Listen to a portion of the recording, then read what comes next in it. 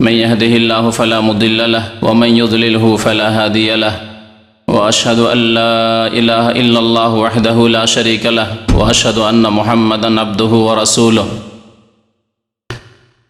يا أيها الذين آمنوا اتقوا الله حق تقاته ولا تموتن إلا وأنتم مسلمون يا أيها الناس اتقوا ربكم الذي خلقكم من نفس واحدة وخلق منها زوجها وبث منهما رجالا كثيرا ونساء واتقوا الله الذي تساءلون به والأرحام إن الله كان عليكم رقيبا يا أيها الذين آمنوا اتقوا الله وقولوا قولا سديدا يصلح لكم أعمالكم ويغفر لكم ذنوبكم ومن يطع الله ورسوله فقد فاز فوزا عظيما أما بعد فإن خير الحديث كتاب الله وخير الهدي هدي محمد صلى الله عليه وسلم وشر الأمور محدثاتها وكل محدثة بدعة وكل بدعة ضلالة وكل ضلالة في النار أعوذ بالله من الشيطان الرجيم بسم الله الرحمن الرحيم يثبت الله الذين آمنوا بالقول الثابت في الحياة الدنيا وفي الآخرة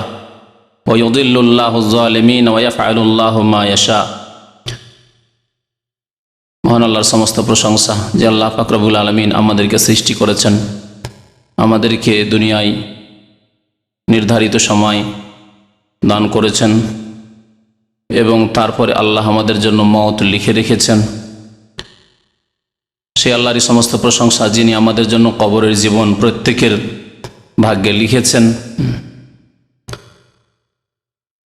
সেই আল্লাহরই যাবতীয় প্রশংসা যিনি তারপরে আমাদেরকে বিচার দিবসে ওঠাবেন এবং প্রত্যেকে তার সামনে জবাবদেহি করতে হবে। দরুদ ও সালাম নাজিল হোক প্রিয় নবী মুহাম্মদুর রাসূলুল্লাহ সাল্লাল্লাহু আলাইহি ওয়াসাল্লামের প্রতি, যিনি আল্লাহর রাসূল, শেষ রাসূল, তাকেও এই কবরে চলে যেতে হয়েছে। গত মাসে আলোচনা করেছিলাম মওত সম্পর্কে এবং সেই আলোচনায় যদিও চেষ্টা করেছিলাম যে মওতের সাথে কবরকে সেরে দেওয়া যায়, কিন্তু 1 ঘন্টায় সে আলোচনা মওত সম্পর্কেই শেষ করা যায়নি। সুতরাং কবরের বিষয়টি বাকি রয়েছিল, সেই সম্পর্কে আজকে আপনাদের সামনে আলোচনা করব। এই কবরের জীবন এই সম্পর্কে আপনারা মধুর সুরে অনেক কথাই শুনেছেন, তবে আজকে মধুর সুরে শুনতে পাবেন না, কারণ তাতে আমি অভ্যস্ত নই। তবে কবর জীবন সম্পর্কে কোরআন এবং হাদিসে আল্লাহ পাক রব্বুল আলামিন কি বলেছেন, তাঁর রাসূল সাল্লাল্লাহু আলাইহি সাল্লাম কি বলেছেন এবং কবরে আমাদের কি হবে, কি অবস্থার সম্মুখীন হব এবং কবরের আযাব হওয়ার কারণগুলি কি এবং কবরের আযাব সম্পর্কে যারা সন্দিহান বা সংশয় রয়েছে তাদের খণ্ডন, এই কয়েকটি দিক নিয়ে আলোচনা করব ইনশাআল্লাহ তাআলা। আল্লাহ যেন আমাদেরকে ভালো কথা বলার তৌফিক দান করেন এবং আল্লাহ এবং রসুলের কথার উপর আমল করার জন্য তৌফিক দান করেন, আমিন ইয়া রাব্বাল আলামিন। আল্লাহ পাক রব্বুল আলামিন কোরআনুল কারীমে এই কবরের আযাবের কথা উল্লেখ করেছেন। সাহাবায়ে কেরামরা একটি আয়াত সম্পর্কে, যে আয়াতটি সূরা ইব্রাহিমে রয়েছে, আয়াত নম্বর 27, সে সম্পর্কে বারা বিন আযিব রাদিয়াল্লাহু তাআলা আনহু কবরের আযাবের, কবরের জীবনের বিস্তারিত হাদিস তিনি বর্ণনা করেছেন এবং সেই হাদিসে তিনি উল্লেখ করেছেন যে, তাছাড়া অন্যান্য সাহাবায়ে কেরামরা উল্লেখ করেছেন যে এই আয়াতটি নাজালাত ফি আযাবিল কবরে, কবরের আযাব সম্পর্কে বা কবরের পরীক্ষা সম্পর্কে, কবরের জীবন সম্পর্কে এই আয়াত নাজিল হয়েছে। আল্লাহ পাক সে আয়াত ইরশাদ করেছেন, ইউসাব্বিতুল্লাহুল্লাযীনা আমানু বিল কওলিস সাবিত ফিল হায়াতিদ দুনিয়া ওয়া ফিল আখিরাহ। মুমিনদেরকে আল্লাহ পাক রব্বুল আলামিন অটল রাখবেন। আল্লাহ পাক মুমিনদেরকে অটল রাখবেন ফিল হায়াতিদ দুনিয়া, পৃথিবীতেও, দুনিয়াতেও, এবং অফিল আখিরা, আখিরাতে, পরকালেও, অর্থাৎ কবরের জীবনেও। আর এর আগে আমরা একটা সিলসিলা শুরু করেছিলাম, সিরিজ, যে আখিরাতের সিলসিলা, এবং এ সম্পর্কে প্রায় 15-র বেশি স্তর সম্পর্কে উল্লেখ করেছিলাম। আমাদের উদ্দেশ্য হচ্ছে সেই বিষয়গুলি এক একটি করে আলোচনা করা। তার মধ্যে কয়েকটি বিষয় নিয়ে আলোচনা হয়ে গেছে, আর বাকি বিষয়গুলি ইনশাআল্লাহ তাআলা ধীরে ধীরে সবগুলি এখানে ইনশাআল্লাহ মঙ্গলবারেই আলোচনা হবে।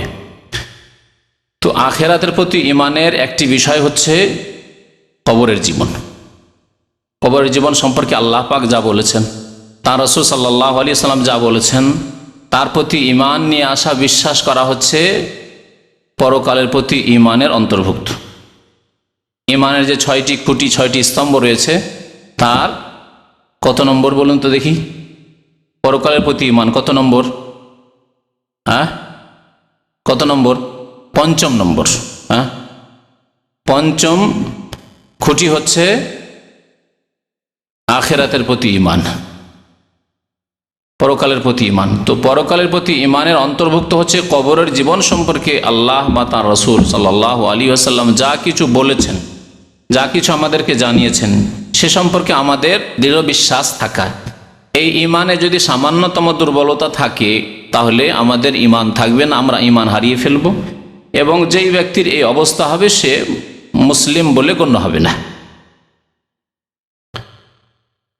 তো এই কবরের জীবন সম্পর্কে আল্লাহ পাক রব্বুল আলামিন বলছেন যে আল্লাহ পাক মুমিনদেরকে অটল রাখেন বিল কাউলিস সাবিত, ইউসাব্বিতুল্লাহুল্লাযীনা আমানু বিল কাউলিস সাবিত, অটল রাখেন দুনিয়াতে এবং আখিরাতে। কিন্তু কি দ্বারা অটল রাখেন? বিল কাউলিস সাবিত, অটল বাণী দ্বারা বা দৃঢ় বাণী দ্বারা।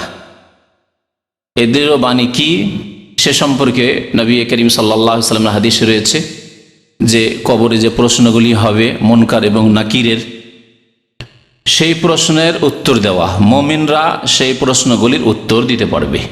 পক্ষান্তরে মুনাফিক, কাফের, মুশরিক তারা এর উত্তর দিতে পারবে না।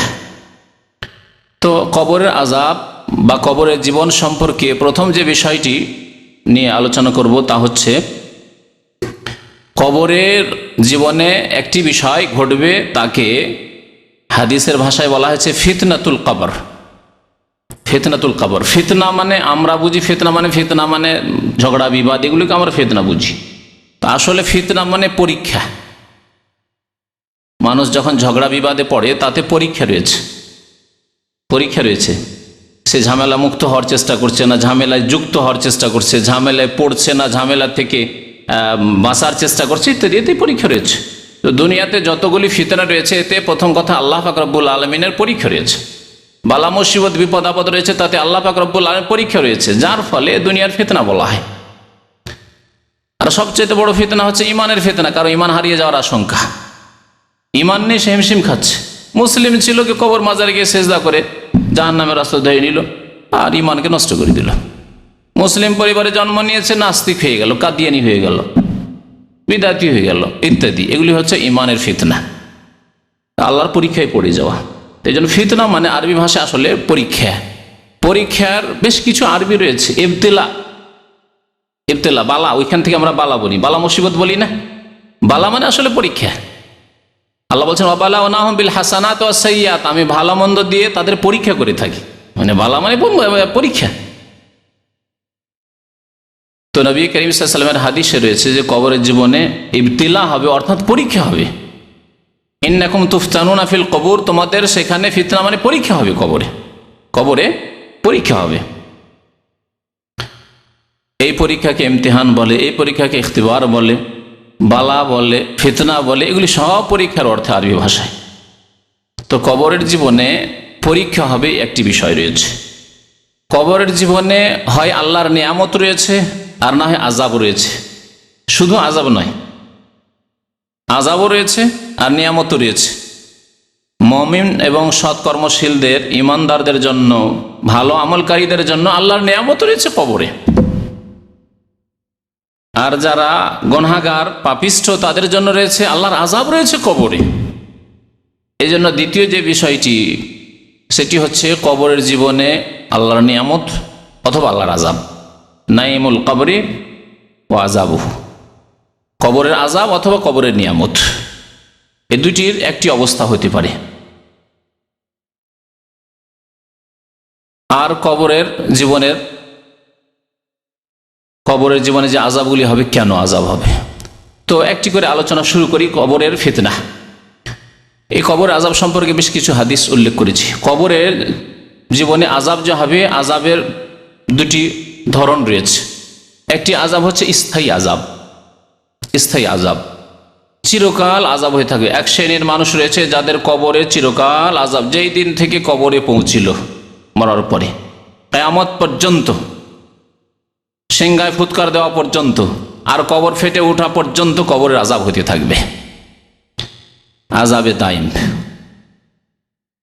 আল্লাহ পাক রব্বুল আলামিন সূরা গাফির আয়াত নম্বর 46-এ ফেরাউন এবং ফেরাউনের সেনাবাহিনী, ফেরাউনের অনুসারী যারা মিশরে ছিল, জালেম কাফের, তাদের সম্পর্কে, কবরের জীবন সম্পর্কে আল্লাহ এখানে উল্লেখ করেছেন। কোরআন কারীমে এই আয়াতে কবরের আযাবের কথা উল্লেখ করা হয়েছে। আন্নার ইউরাদুনা আলাইহা গুদুওয়ান ওয়া আশিয়া, জাহান্নামের আগুন পেশ করা হচ্ছে গুদুওয়ান ওয়া আশিয়া, সকালে এবং বিকালে। তাহলে সকাল বিকাল অর্থাৎ সারাদিন তাদের উপর আযাব চলতেই আছে জাহান্নামের আগুনের। ওয়ায়াউমা তাকুমুস সাআত, এবং কিয়ামত যেই দিন কায়েম হবে সেই দিনও তাদের জন্য জাহান্নামের আযাব রয়েছে।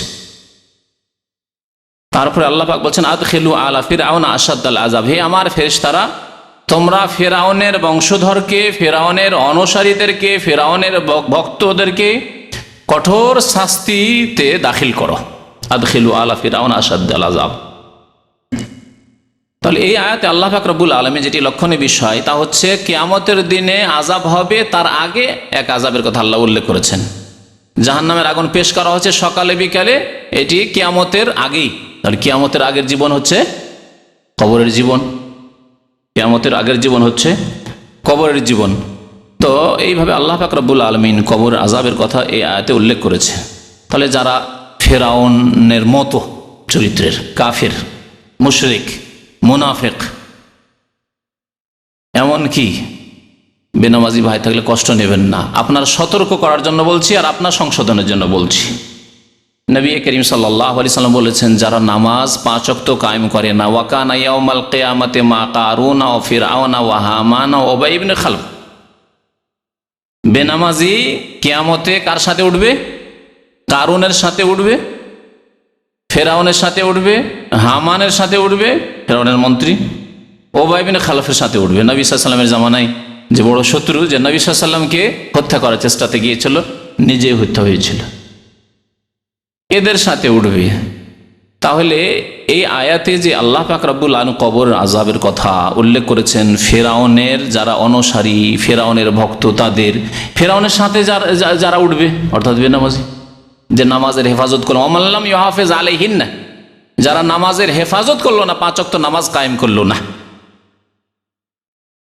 তারা ফেরাউনের সাথে উঠবে আর অন্যান্য কাফেরদের সাথে উঠবে। তাহলে যখন ফেরাউনের সাথে উঠতে হবে, তাহলে ফেরাউনের মতো আযাব হবে, বা ফেরাউনকে যেই রকমের আযাব হবে সেই রকমের আযাব হবে। কবরের আযাব ফেরাউনের হচ্ছে, ফেরাউনের অনুসারীদের হচ্ছে, যারা বেনামাজি হবে তাদেরও হবে। সুতরাং নামাজ সম্পর্কে যাতে করে মুসলিম উম্মাহ সতর্ক হয়, কমপক্ষে মুসলিম উম্মাহ যদি মুসলিম থাকতে চায় তাহলে নামাজ কায়েম করবে। ঠিক তো কবরের আযাব সম্পর্কে বেশ কিছু হাদিস রয়েছে এবং প্রত্যেকটি হাদিসে নতুন নতুন কথা রয়েছে। সুতরাং প্রত্যেকটি হাদিস থেকে যে হাদিসগুলি, কয়েকটি হাদিস উল্লেখ করছি আপনাদের সামনে। আনাস বিন মালিক রাদিয়াল্লাহু তাআলা আনহু একটি হাদিস বর্ণনা করেছে, যে হাদিসটি বুখারী মুসলিমে রয়েছে। এই হাদিসে কবর আযাব সম্পর্কে সংক্ষিপ্ত বিবরণ রয়েছে। বুখারী মুসলিমে যে হাদিসটি রয়েছে কবর আযাব সম্পর্কে বা কবরের জীবন সম্পর্কে, তাতে একটু সংক্ষেপে উল্লেখ করা হয়েছে। তাতে বলা হয়েছে যে আন্না রাসূলুল্লাহ সাল্লাল্লাহু আলাইহি ওয়াসাল্লাম কাল, আল্লাহ রাসূল সাল্লাল্লাহু আলাইহি ওয়াসাল্লাম বলেন, ইন্নাল আবদা ইযা ওযিয়া ফি কবরিহি, বান্দাকে যখন তার কবরে রেখে দেওয়া হয়, কবরে যখন বান্দাকে রেখে দেওয়া হয়, বান্দা মানে আমরা আমাদের দেশের ভাষায় বান্দা মানে বুঝি মুসলিম বান্দা, তাই না? কিন্তু মানুষ মাত্রই বান্দা, এমনকি জিনও আল্লাহর বান্দা, সারা বিশ্বের সমস্ত সৃষ্টি আল্লাহর বান্দা। তো বান্দা বললে শুধু মুসলিম ভাববেন না, বান্দা মানে যে কোনো মানুষ।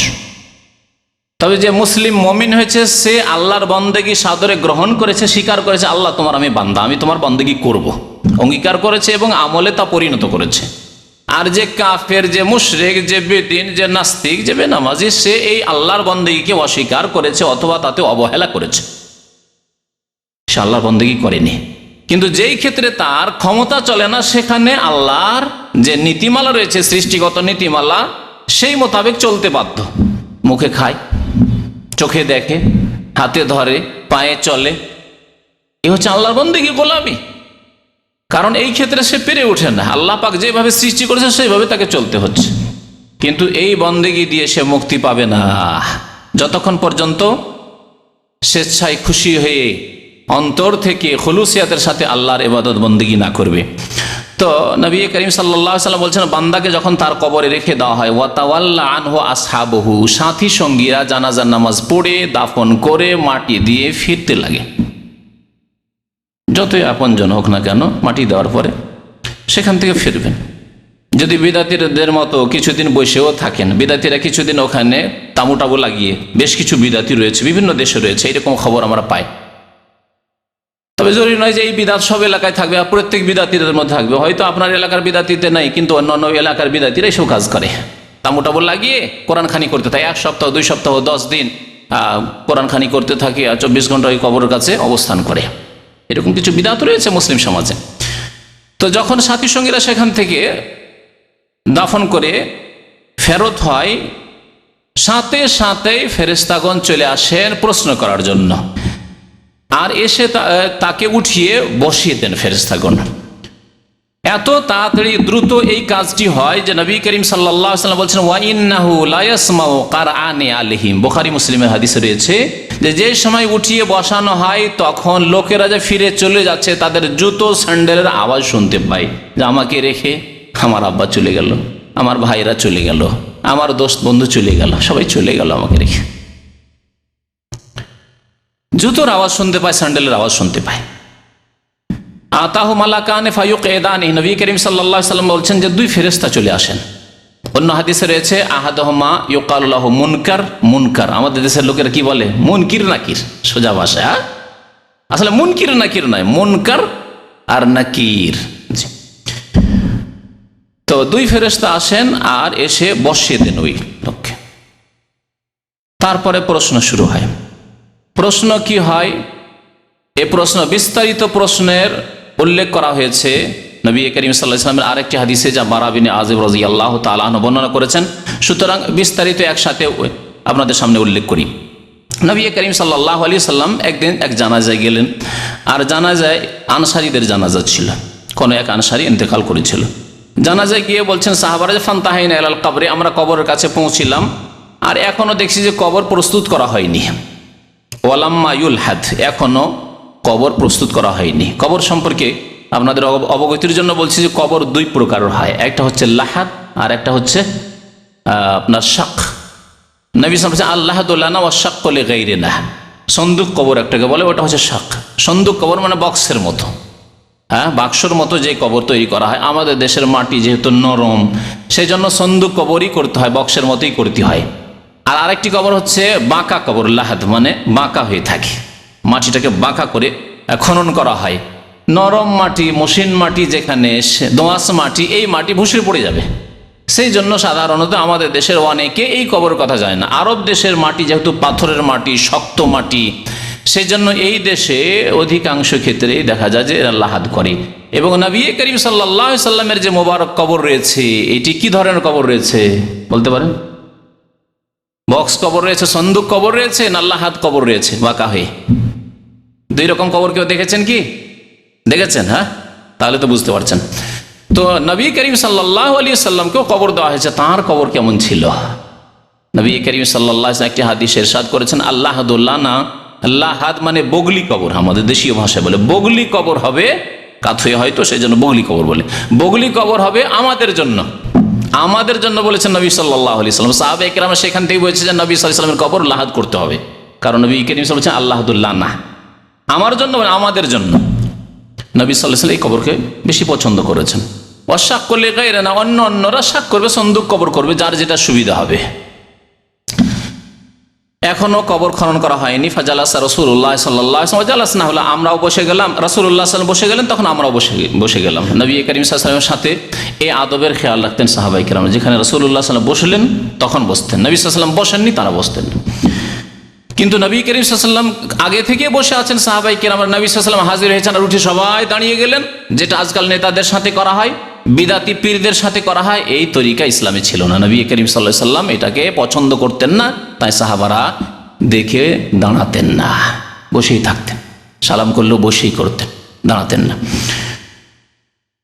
কান আলা রৌসেন আত্মীর, এমনভাবে আমরা বসে গেলাম যে মনে হচ্ছে আমাদের মাথার উপর পাখি বসে গেছে। কি উদ্দেশ্য? অর্থাৎ বড় শান্ত হয়ে বসে গেলাম, কেউ নড়াচড়া করে না। নবী করিম সাল্লাল্লাহু আলাইহি সাল্লাম যেন একটু চিন্তিত, হাতে একটা খড়ি রয়েছে, খড়ি নিয়ে যেন জমিনে একটু মানে চিন্তায় আছেন তিনি। ফারাফা রাসা, হঠাৎ করে নবী করিম সাল্লাল্লাহু আলাইহি সাল্লাম মাথা উঠালেন লোকদেরকে সম্বোধন করার জন্য। বলে, ইস্তাইযু বিল্লাহি মিন আযাবিল কবরি, তোমরা কবরের আযাব থেকে আল্লাহর কাছে পানাহ চাও, আশ্রয় কামনা করো। নবী করিম সাল্লাল্লাহু আলাইহি সাল্লামের এই আদেশ, এই মর্মে এই কথাটিও বলে দেওয়া ভালো যে নবী করিম সাল্লাল্লাহু আলাইহি সাল্লামের একটি শিক্ষা হচ্ছে যে তোমরা বেশি বেশি কবরের আযাব থেকে আল্লাহর আশ্রয় কামনা করো। বারবার করে নবী করিম সাল্লাল্লাহু আলাইহি সাল্লাম আপনজনদেরকে, সাহাবায়ে কেরামদেরকে এই তাকিদ করতেন, তালকিন করতেন, তো তোমরা আল্লাহর কাছে কবরের আযাব থেকে, কবরের জীবনের কষ্ট থেকে পানাহ চাও, আশ্রয় গ্রহণ করো, আশ্রয় কামনা করো। এই জন্য নবী করিম সাল্লাল্লাহু আলাইহি সাল্লাম বড় তাকিদের সাথে বলেছেন যে তোমরা নামাজের শেষে যখন আত্তাহিয়াত, তাশাহুদ শেষ হয়ে যাবে, যখন নবী সাল্লাল্লাহু আলাইহি সাল্লামের উপর সালাত পেশ করা, আল্লাহুম্মা সাল্লি আলা মুহাম্মদ শেষ হবে, ইন্নাকা হামিদুম মাজিদ শেষ হয়ে যাবে, সালামের পূর্বে নবী করিম সাল্লাল্লাহু আলাইহি সাল্লাম তাকিদ করেছেন একটি দোয়া পড়তে, যাতে বলেছেন মুসলিম শরীফের হাদিসে রয়েছে, তাআওয়াযু বিল্লাহি মিন আরবা, তোমরা চারটি বিষয় থেকে আল্লাহর আশ্রয় গ্রহণ করবে, আল্লাহর কাছে আশ্রয় কামনা করবে। তার মধ্যে একটি হচ্ছে তাআওয়াযু মিন আযাবিল কবরি, কবরের আযাব থেকে তোমরা আল্লাহর কাছে পানাহ চাইবে, আল্লাহর কাছে আশ্রয় কামনা করবে। নবী করিম সাল্লাল্লাহু আলাইহি সাল্লাম এই কথাটি 3 বার বললেন বা 2 বার বললেন। সুম্মা কাল, তারপরে নবী সাল্লাল্লাহু আলাইহি সাল্লাম কবরের জীবনের কথা বলতে লাগলেন, ইন্নাল আবদাল মুমিনা, মুমিন বান্দার অবস্থা কি হয়, আর কাফির, মুনাফিক আর বেদিন বেনামাজির গুনাহগারের অবস্থা কি হয়। তা বলছেন নবী করিম সাল্লাল্লাহু আলাইহি সাল্লাম যে মুমিন বান্দা যখন ইন্তেকালের সময় চলে আসে, তখন ফেরেশতাগণ আসেন, আর আসার পরে সুসংবাদ দেন ইত্যাদি। তারপরে যেহেতু মওতের অবস্থা উল্লেখ করতে গিয়ে এই অংশটুকু আমি বয়ান করেছি, সেজন্য এখানে শুধু কবরের জীবন থেকে আমি শুরু করছি।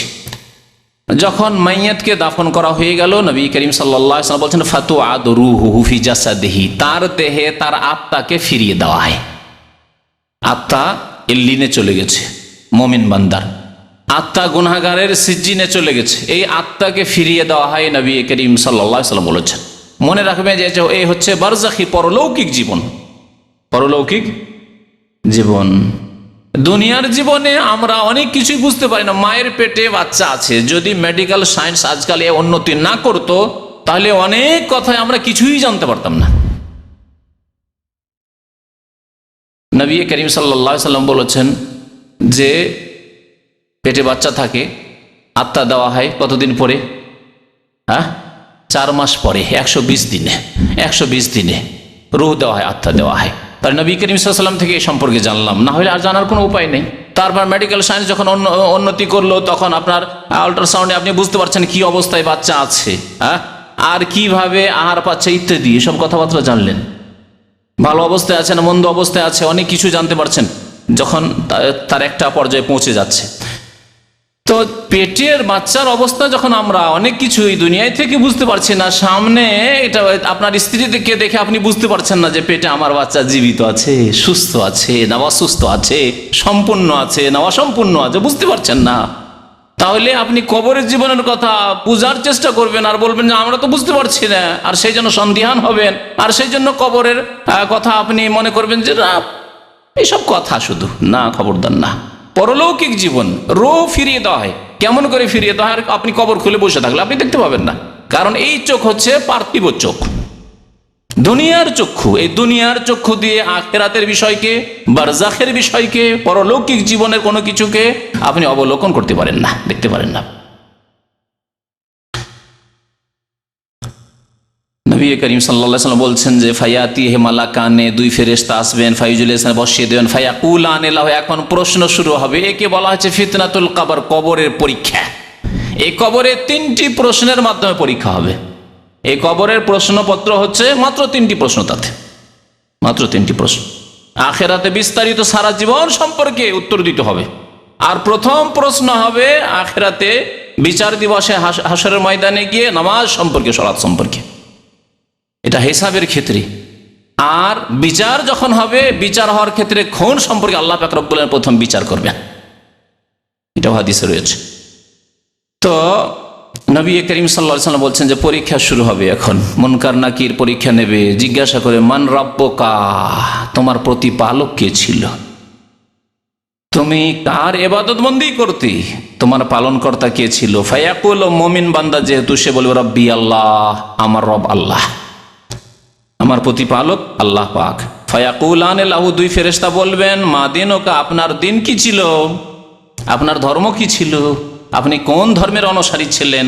ফায়াকুল, সে বলবে দ্বীনুল ইসলাম, আমার দিন ছিল, ধর্ম ছিল ইসলাম, আর ইসলাম ছাড়া অন্য কোনো দিন আল্লাহ কবুল করবেন না। সুতরাং এই ভ্রান্ত ধারণা এক শ্রেণীর জানার শিক্ষিত লোকেরা, স্কুল কলেজ ইউনিভার্সিটির শিক্ষিত লোকদের এই দূর করতে হবে। এটি হচ্ছে কুফরি মতবাদ, বলছে যে কোনো ধর্মের উপর যদি সৎ থাকে তো কেন আল্লাহ কবুল করবেন না। আরে কেন কবুল করবেন না, আপনার যুক্তিতে না, আল্লাহ পাক রব্বুল আলামিন আল্লাহ বলছেন ইন্নাদ-দীনা ইনদাল্লাহিল ইসলাম, আল্লাহর মনোনীত দিন, স্বীকৃত দিন হচ্ছে ইসলাম। আল্লাহ পাক বলছেন ওমান ইয়াবতাগি গায়রাল ইসলামি দীনান ফালা ইউকবাল মিনহু, যে ব্যক্তি ইসলাম ছাড়া অন্য কোনো জীবন বিধান সন্ধান করবে এবং তার মাধ্যমে মুক্তি চাইবে, আল্লাহ কখনো তা গ্রহণ করবেন না। ওয়া হুয়া ফিল আখিরাতি মিনাল খাসিরিন, এবং পরকালে সে ক্ষতিগ্রস্তদের অন্তর্ভুক্ত হবে। আমি একটা পার্থিব উদাহরণ দিয়ে বুঝাই, কারণ পার্থিব উদাহরণ দিলে মানুষ বেশি বুঝতে পারে। বাংলাদেশে ৭১-এর পরে যে আইন আছে, সংবিধান আছে না, সংবিধান আছে। যদি আজকাল কিছু লোকেরা বলে যে না এই নতুন সংবিধান আমরা মানি না, এখন আমরা মানবো ওই পাকিস্তানি যুগের ওই ৪৭-এর সংবিধান মানবো, পাকিস্তানের যে সংবিধান ছিল, অথবা তার আগে ইংরেজের কেউ, আবার ইংরেজপন্থীরা কেউ যদি থাকে বাংলাদেশে, তারপর আমরা ওই ইংরেজদের আইন মানবো। হ্যাঁ, বা যদি কিছু আর মুসলিম থাকে তার বলে না ইসলামী রাষ্ট্র ছিল মোগলদের যুগে, আমি মোগলদের আইন মানবো, চলবে? কোনটা আইন মানতে হবে, কোন সংবিধান মানতে হবে? হ্যাঁ, যেই সংবিধান বর্তমান চলছে, আগের সংবিধানগুলিকে রহিত করে দেওয়া হয়েছে, দেশ থেকে বিদায় করে দেওয়া হয়েছে, সেই সংবিধান মানতে চাইবেন আপনি দেশদ্রোহী হবেন। আল্লাহ পাক রব্বুল আলামিন যিনি জীবন বিধান নাজেল করেছেন, শরীয়ত নাজেল করেছেন, যিনি নাজেল করেছেন নূহ আলাইহিস সালামের উপর, যিনি নাজেল করে ইব্রাহিম আলাইহিস সালামের উপর, যিনি দিন নাজেল করেছেন মুসা আলাইহিস সালামের উপর, যিনি দিন নাজেল করেছেন ঈসা আলাইহিস সালামের উপর, যিনি দিন নাজেল করেন মুহাম্মদুর রাসূলুল্লাহ সাল্লাল্লাহু আলাইহি ওয়াসাল্লামের উপর, তিনি ঘোষণা করে দিয়েছেন যে আগের বিধানগুলি আমি রহিত করে দিলাম, রহিত করে দিলাম, সেগুলি মানলে তুমি আল্লাহ দ্রোহী হবে, আর আসামের কাঠগড়ায় তোমাকে দাঁড়াতে হবে, জাহান্নামে তোমাকে যেতে হবে। সুতরাং মুক্তি নেই। আল্লাহ পাক বলছেন যে কিয়ামত পর্যন্ত আমার যেই বিধান চালু থাকবে, বলবৎ থাকবে, সেই বিধান হচ্ছে দ্বীন ইসলাম। ইন্নাদ-দীনা ইনদাল্লাহিল ইসলাম।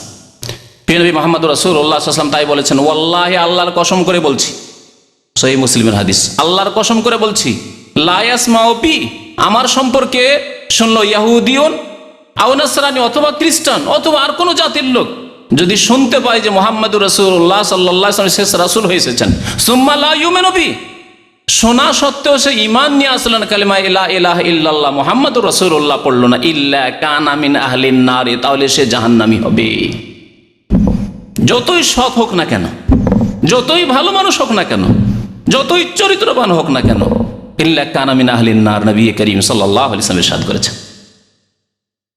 দ্বীন ইসলাম আল্লাহর মনোনীত দিন, কিয়ামত পর্যন্ত যা থাকবে। তো নবী করিম সাল্লাল্লাহু আলাইহি ওয়াসাল্লাম বলছেন যে জিজ্ঞাসা করা হবে দিন সম্পর্কে, তখন মুমিন জবাব দিবে দ্বীনুল ইসলাম।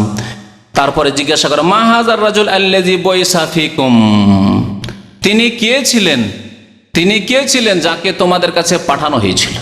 মা হাযার রাজুল, আমাদের দেশের অনেক আলেমরা ওই হাজার রাজুল, এই ব্যক্তি, এতে থেকে ধরে নেয় যে নবী করিম সাল্লাল্লাহু আলাইহি ওয়াসাল্লাম কবরেও হাজির হয়ে যায়। কবর পূজারী একদল আছে বেরেলভী যারা, তারা বলে যে কবরেও নবী হাজির হয়ে যান। আরে আমাদের ওয়াজ মাহফিলে কেন হাজির হবেন না, আমাদের মিলাদ মাহফিলে কেন হাজির হবেন না, কবরেও তো হাজির। দেখো মা হাজার রাজুল,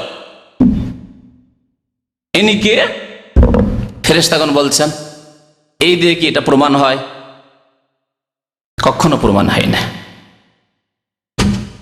দেখেন দুনিয়ার ক্ষেত্রে আমরা যদি কোনো আলোচিত ব্যক্তি হয়, তার সম্পর্কে ওনার সম্পর্কে, অথচ এখানে নেই, বা ইনি বলছেন, উনি বলছেন, যাই বলেন না কেন, আলোচিত ব্যক্তি, একটু আগে আলোচনা হয়েছে, বা আপনার আলোচনার বিষয় এসেছে, অথবা এমন প্রখ্যাত ব্যক্তি, বিখ্যাত ব্যক্তি, সবাই জানে, দেশের মধ্যে একজন নেতা, এমন নেতা যাকে সবাই চেনে, মনে করেন আরে দেশটাকে তো বরবাদ করলো, এই লোকই বরবাদ করলো, অথচ আপনার ওখান থেকে 500 কিলোমিটার দূরে কোথায় আছে?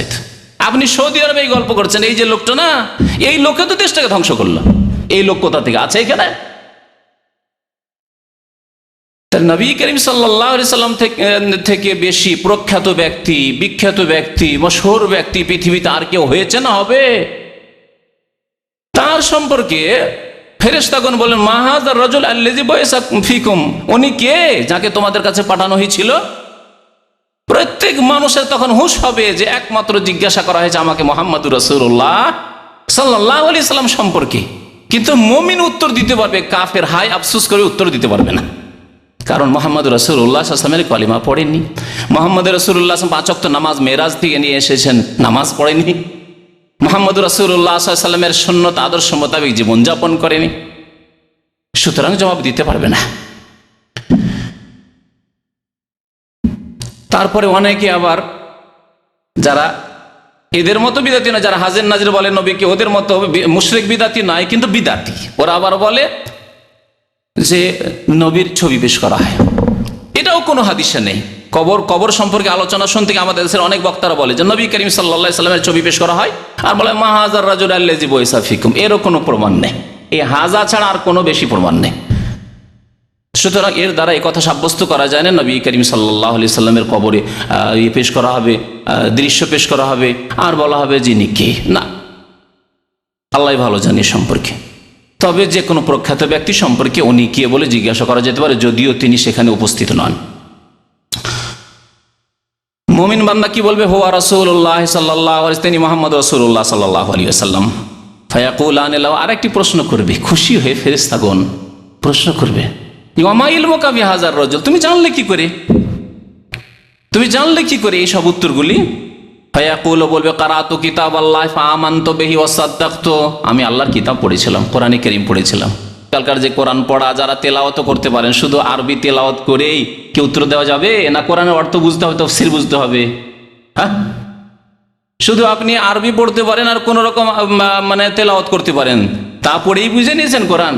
না, তাহলে বোঝা গেল যে কারাতু কিতাব, আল্লাহর কিতাব পড়েছি মানে তার তেলাওয়াতও পড়েছি, তাফসীরও পড়েছি, অর্থও পড়েছি, বুঝেছি, তা দিয়ে জেনেছি, এই উত্তরগুলি জেনেছি যে আমার রব আল্লাহ, আমার দিন ইসলাম, এবং আমার নবী মুহাম্মদ সাল্লাল্লাহু আলাইহি ওয়াসাল্লাম। আল্লাহর কিতাব আমরা পড়েছিলাম, ফাআমানতু বিহি, ওর প্রতি ঈমান নিয়ে এসেছিলাম, ওয়া সাদ্দাকতু, এবং বিশ্বাস করেছিলাম।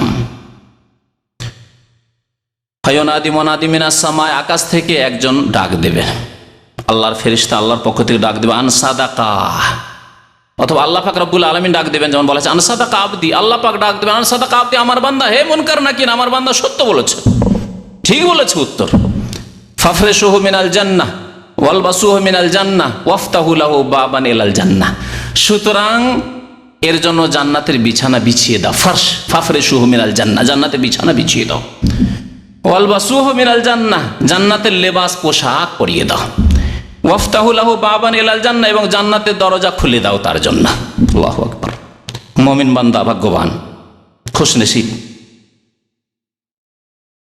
নবী করিম সাল্লাল্লাহু আলাইহি ওয়াসাল্লাম বলেন, ফায়াতিহি মিন রাওহিহা ওয়া তিবিহা, জান্নাতের দরজা যখন খুলে দেওয়া হবে, কবরে রয়েছে, মাটিতে শুয়ে আছে, আর জান্নাতের সুগন্ধি আসছে, জান্নাতের সুগন্ধি আসতে আছে, আরামদায়ক জীবন। ওয়ায়ুফাসসাহু লাহু ফি কবরিহি মাদ্দা বাসারিহি, এবং তার কবরকে এত প্রশস্ত করা হবে, যত দূর দৃষ্টি যাবে শুধু খোলা দেখবে। হ্যাঁ, 3.5 হাতের কবর, হ্যাঁ, আর চওড়া মাত্র হয়তো 1 হাত অথবা 1.5 হাত, কিন্তু যত দূর তাকাবে শুধু দেখতে পাবে, এত কোষারে এত প্রশস্ত করে দেওয়া হয়েছে তার কবরকে, মুমিন বান্দার কবরকে। ওয়ায়ুফাসসাহু লাহু ফি কবরিহি মাদ্দা বাসারিহি ওয়ায়াতিহি রাসূলুন হাসানুল ওয়াজহ, একজন হঠাৎ করে একজন মানুষ এসে হাজির। এই প্রশ্নের উত্তর হয়েছে, আর একজন মানুষ এসে হাজির, খুবই সুন্দর দেখতে, হাসানুস সিয়াবের কাপড়ও খুব সুন্দর পরে আছে, তাইয়্যিবুর রিহ, আর সুগন্ধি তার শরীর থেকে ছড়াচ্ছে। ফায়াকুল আবশির, সে এসে বলছে, বান্দা আব্দুল্লাহ, তোমার ইন্তেকাল হয়েছে, তুমি কবরে এসেছো, চিন্তা করিও না, কোনো চিন্তা নেই। আবশির, তোমার সুসংবাদ তোমার জন্য। বিল্লাযী ইয়াসুররুকা, তোমার জন্য এমন সুসংবাদ নিয়ে এসেছি যে তুমি খুশি হয়ে যাবে। তোমার সাথে এই ওয়াদাই করা হয়েছে। ফায়াকুল মান আনতা, তুমি কে? আমার কাছে এখানে আসলে তুমি কোথা থেকে আসলে, কে তুমি? ফাওয়াজহুক, বলছেন নবী করিম সাল্লাল্লাহু আলাইহি ওয়াসাল্লাম, ফাওয়াজহুক আল ওয়াজহু ইয়াজি বিল খাইর, তোমার এই মোবারক চেহারাটা আমার জন্য কল্যাণ নিয়ে এসেছে। ভাগ্যবান আমি যে তোমার মতো লোক আমার সাথে দেখা করতে এসছে। তখন সে সুন্দর মানুষ বলবে, মানুষের রূপ ধরে এসে বলছে, আনা আমালুকা সালেহ, আমি তোমার নেক আমল, আমি তোমার নামাজ, আমি তোমার রোজা, আমি তোমার কালেমা, আমি তোমার ঈমান, আমি তোমার মাতা পিতার খেদমত, আমি তোমার হজ, আমি তোমার উমরা, আমি তোমার যাকাত ইত্যাদি সাদকা খায়রাত। ফায়াকুল রব্বি আকিমিস সাহ, আর এই বলা খুশিতে আর কি করবে দিশেহারা হয়ে যাবে, বলবে আল্লাহ আরে কবরে রেখে কি হবে, আল্লাহ তাড়াতাড়ি কিয়ামত করো। রব্বে আকিমিস সাহ, আল্লাহ তাড়াতাড়ি কিয়ামত কায়েম করো, তাহলেই তো জান্নাতে যেতে পারো। জান্নাতের সুগন্ধি আসছে, জান্নাতের লেবাস পোশাক দেওয়া হচ্ছে, সরাসরি জান্নাতে যাবো। আল্লাহ তাড়াতাড়ি কিয়ামত হোক, তাড়াতাড়ি কিয়ামত হোক।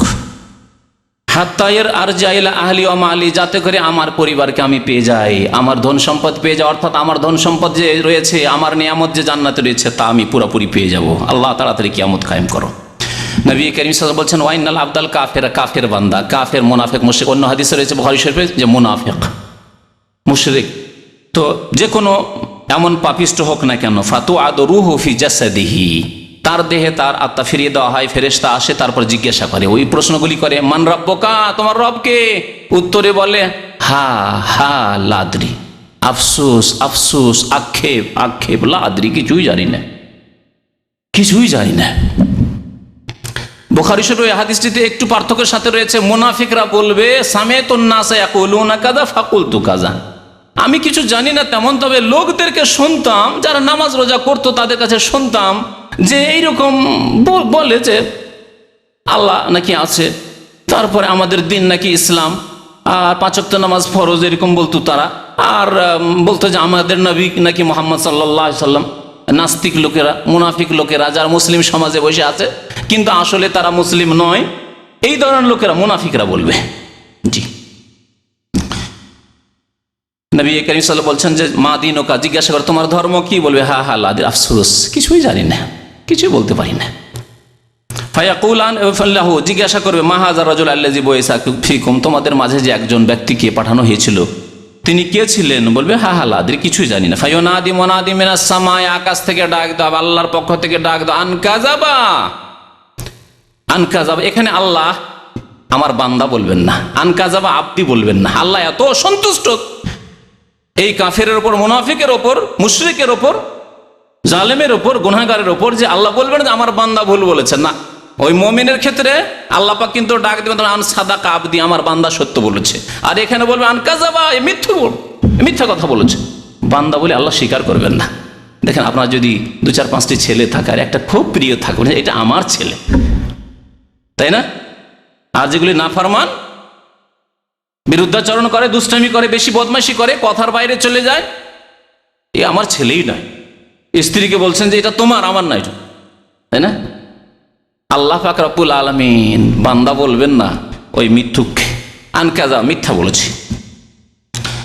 লাদ্রি, জানে না, এই কথা মিথ্যা, আসলে জেনেছে, তার কাছে খোঁজ খবর ছিল, দিন ইসলাম সম্পর্কে খবর ছিল, আল্লাহ সম্পর্কে খবর ছিল, সে জানতো সে মুহাম্মদুর রাসূলুল্লাহ সাল্লাল্লাহু আলাইহি ওয়াসাল্লাম। কে জানে না আজকে সারা বিশ্বে মুহাম্মদুর রাসূলুল্লাহ সাল্লাল্লাহু আলাইহি ওয়াসাল্লামের ব্যক্তিত্বকে?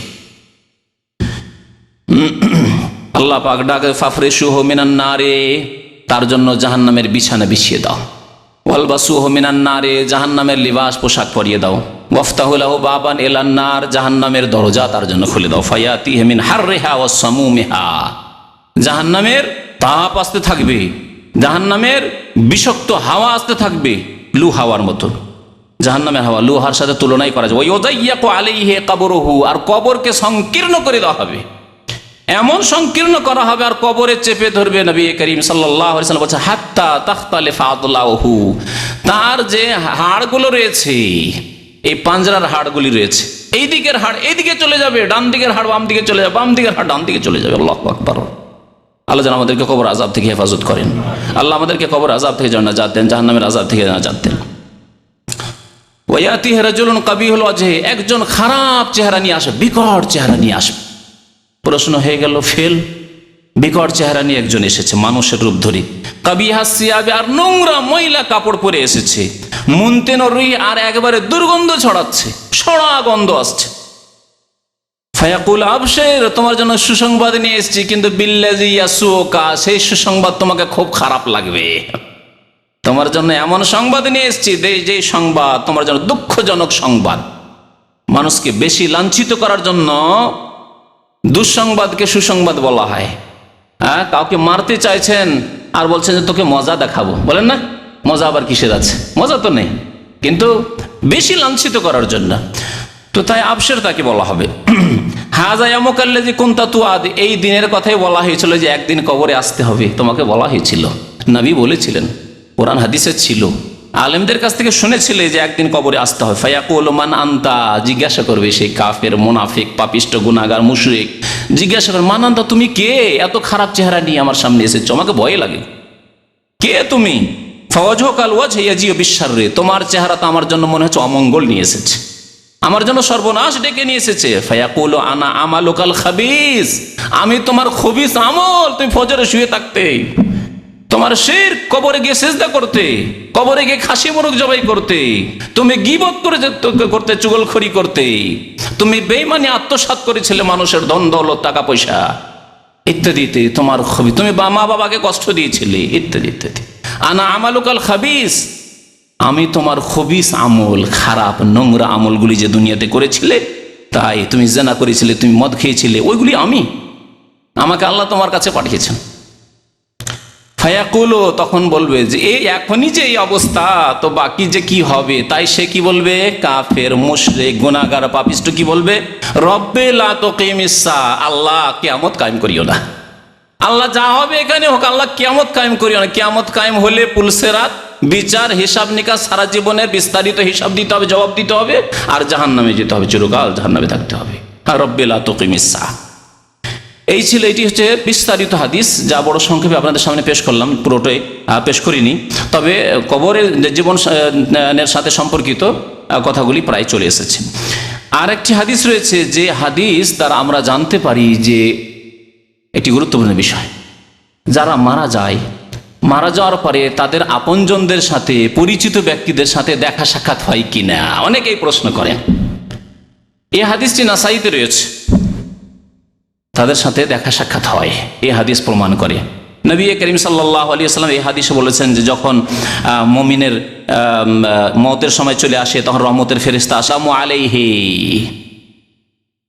মুমিনদের আত্মার কাছে, যেখানে কারো বাবা রয়েছে, কারো মা আগেই চলে গেছে, ইন্তেকাল করেছে, রয়েছে দাদা দাদি রয়েছে, নানা নানি রয়েছে, ভাইয়েরা রয়েছে, আত্মীয় স্বজন রয়েছে, কারো স্ত্রী রয়েছে, কারো স্বামী রয়েছে, হয়তো স্ত্রী আগে মারা গেছে, স্ত্রী আগে আছে, পরে স্বামী যাচ্ছে, অথবা স্বামী আগে মারা গেছে, স্বামী চলে গেছে, আর এই বিধবা ইন্তেকাল হওয়ার পরে যাচ্ছে, আপনজনদেরকে পেয়ে গেছে। আর ওয়াহুল মুমিনিন, যদি মুমিন হয় আর নেক আমল থাকে, তাহলে গিয়ে সাক্ষাৎ হচ্ছে ওখানে।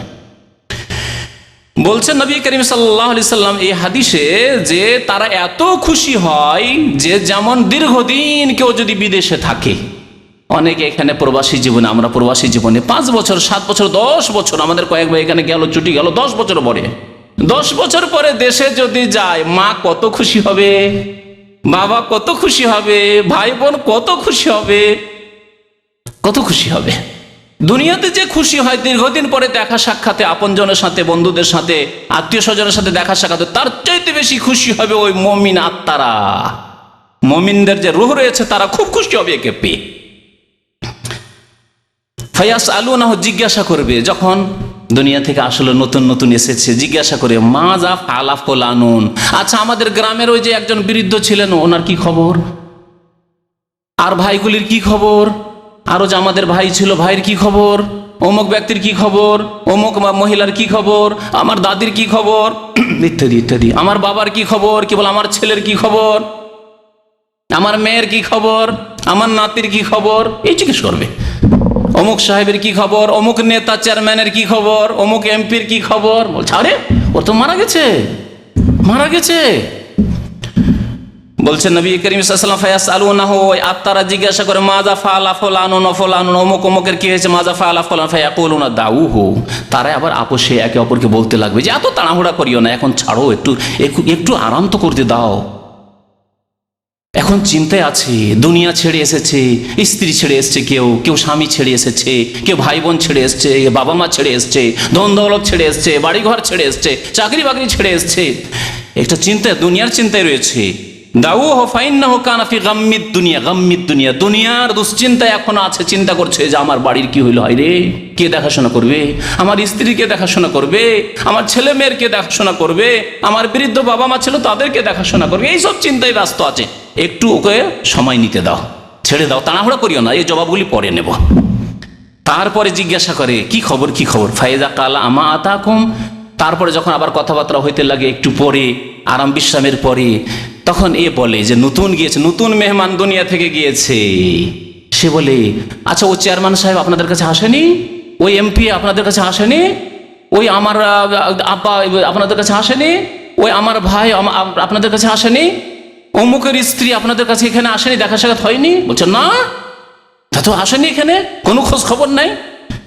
কালু জোহেবা বিহিলা উম্মিহিল হাবিয়া, তাহলে বোঝা যাচ্ছে হাবিয়া নামক জাহান্নামে নিয়ে যাওয়া হয়েছে। হাবিয়া জাহান্নামের একটি নাম হচ্ছে, দোজখের নাম হচ্ছে হাবিয়া। যখন এখানে আসেনি চেয়ারম্যান সাহেব, এমপি সাহেব, মিনিস্টার সাহেব এখানে আসেনি, আরে মারা গেছে তো, অনেক দিন হয়ে গেল, আমার আগেই মারা গেছে, আসেনি, তাহলে ও জাহান্নামে চলে গেছে, জাহান্নামে চলে গেছে। তাহলে এর দ্বারা কি বোঝা গেল যে দুনিয়া থেকে যে যায় মেহমান, নতুন মেহমান দুনিয়া থেকে পাড়ি দিয়ে আখেরাতের দিকে যদি মমিন হয়, তাহলে মমিন আত্মার সাথে সাক্ষাৎ হয়। নবী করিম সাল্লাল্লাহু আলাইহি সাল্লামের ওই হাদিসটি দ্বারাও এই বিষয়টি আরো প্রমাণিত হয়।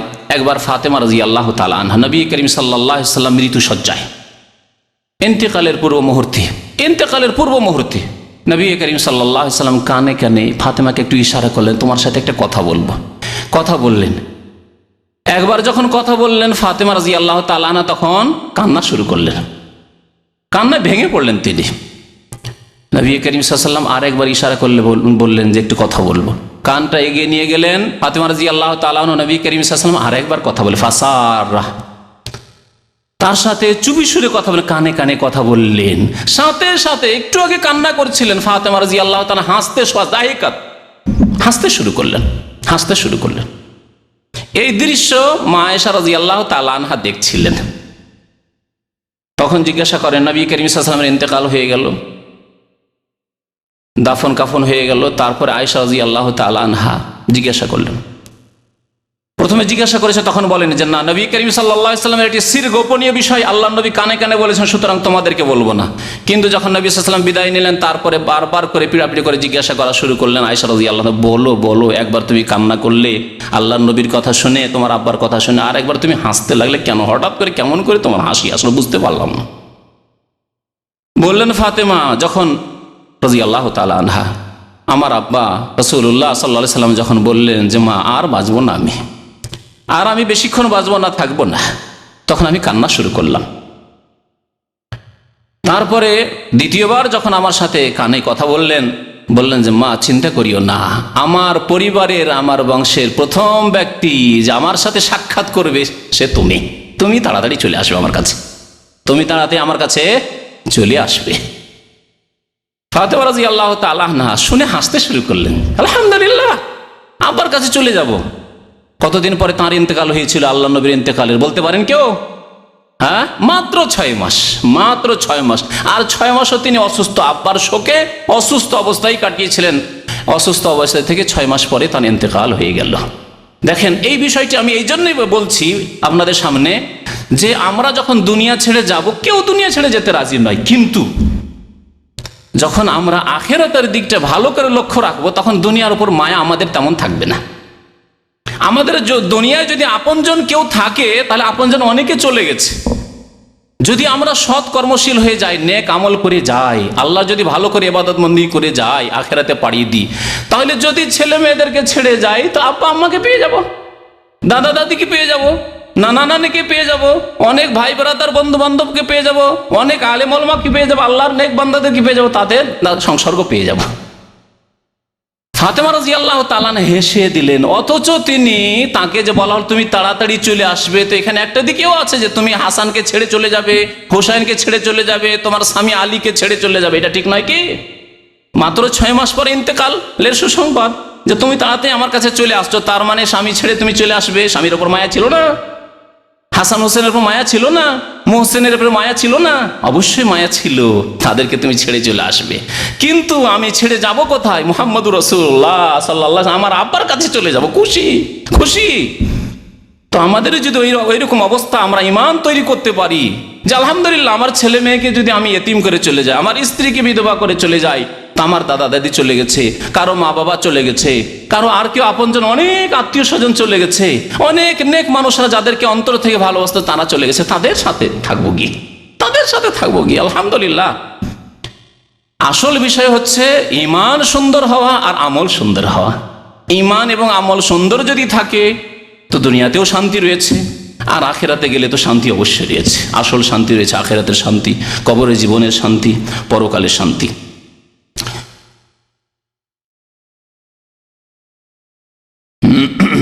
এই হাদিসটি নাসাইতে রয়েছে। তো তারপরে আরেকটি বিষয়, সময় শেষ হতে, আরেকটি বিষয় যেটা বলতে চাইছিলাম সেটা হচ্ছে যে কবরের আযাবের কারণ কি, কেন কবর আযাব হবে। নবী করিম সাল্লাল্লাহু আলাইহি সাল্লামের একটি হাদিসে রয়েছে এর মুখ্য কারণ শিরক। কয়েকটি কবরের পাশ দিয়ে নবী করিম সাল্লাল্লাহু আলাইহি সাল্লাম অতিক্রম করছিলেন, সেখানে আযাব হচ্ছিল, ওহীর মাধ্যমে নবী করিম সাল্লাল্লাহু আলাইহি সাল্লাম জানতে পারলেন। আর তারা ছিল মুশরিক, শিরক করে মারা গেছে। মনে রাখতে হবে এই ক্ষেত্রে যে কোনো কাবিরা গুনাহ হচ্ছে কবরের আযাবের কারণ।